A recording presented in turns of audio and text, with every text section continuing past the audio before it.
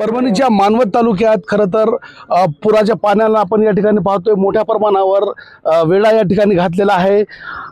भारतीय सैन्य या ठिकाणी दाखल झालेला आपण या ठिकाणी पाहतोय। खरं तर या गावाच्या शेजारी असलेला थार गाव अख्खा गाव पाण्याखाली आहे आणि त्यांचा रेस्क्यू करण्यासाठी आपण या ठिकाणी पाहतोय भारतीय सैन्य बल जी आहे त्याची तुकडी या ठिकाणी दाखल झालेली आहे।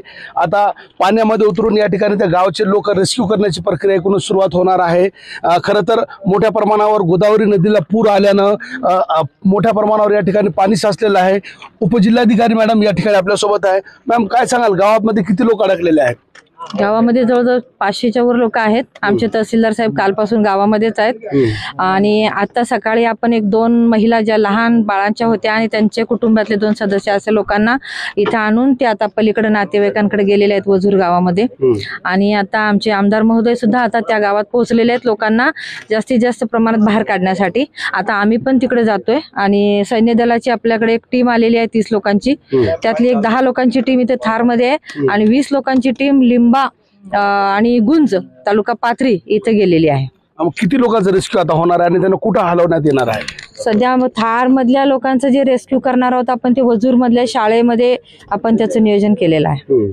आणि काय खबरदारी एकूणच कशी स्थिती आहे तालुक्याची? सध्या स्थितीत पाण्याची पातळी स्थिर झालेली आहे आणि ज्या काही गावांना वेढा पडलेला त्या गावामधले प्रथमतः वृद्ध, त्यानंतर गरोदर माता, लहान बाळांच्या माता यांना आणि ज्यांना वैद्यकीय उपचाराची आवश्यकता आहे त्यांना आपण बाहेर काढत आहोत आणि बाकीच्यांनी ज्यांना बाहेर काढायचं त्या सगळ्यांना आपण बाहेर घेऊन पर्याय व्यवस्था आपण शाळा समाज मंदिर, पण ह्या गावची व्यवस्था आपण वजूरच्या शाळेत केलेली आहे। तर खरं तर ही परिस्थिती आहे।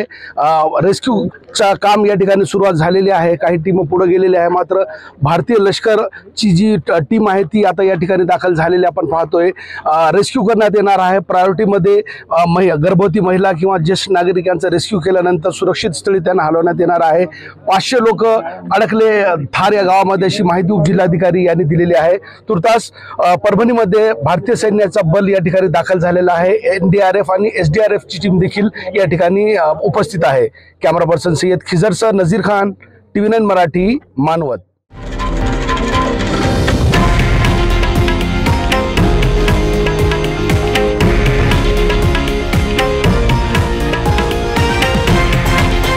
हे आहे देशातील नंबर 1 न्यूज नेटवर्क आणि आपण पाहत आहात TV9 मराठी, एकमेव।